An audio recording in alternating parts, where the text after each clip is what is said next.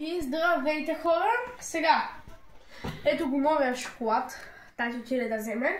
Сега ще намажем тази палачинка. Ето загребваме хубаво. И започваме да мажем от тази страна, обаче трябва да се обърна на пупата. Аз май много взех. И то даже май прекалено много. Така че тази палачинка може би ще се яде или от мене, или от тати, защото майка ми тя не обича много да са сладки. Сега мисля, че горе-долу окей намазана. Така че оставаме тук лъжицата, обръщаме чинията и започваме да надвиваме хора. Пишете долу в коментарите с какво обичате повече палачинките. Чакайте хора. Чакайте. Направо ще намажа от тази чиния, но трябва да се намажа с масло. Нищо, че вече не са много топли, трябва да се намажат. Няма как.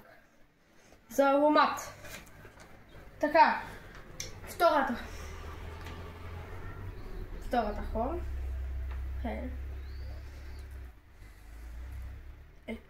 Мажане.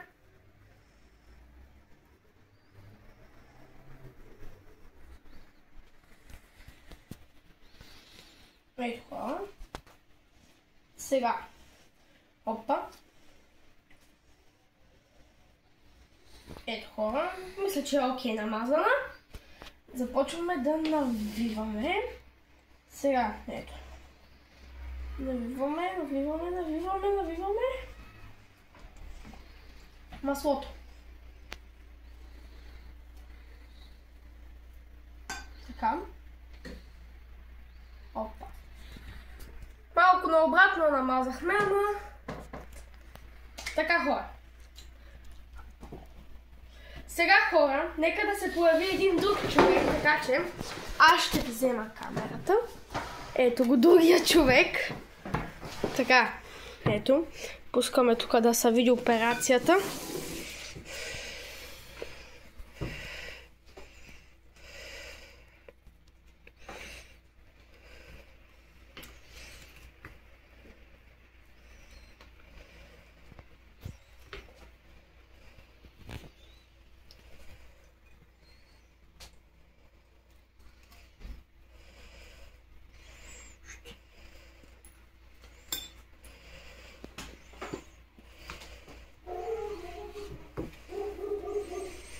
Така хора, не знам колко палачинки станаха, нека човека, който ги маже да каже.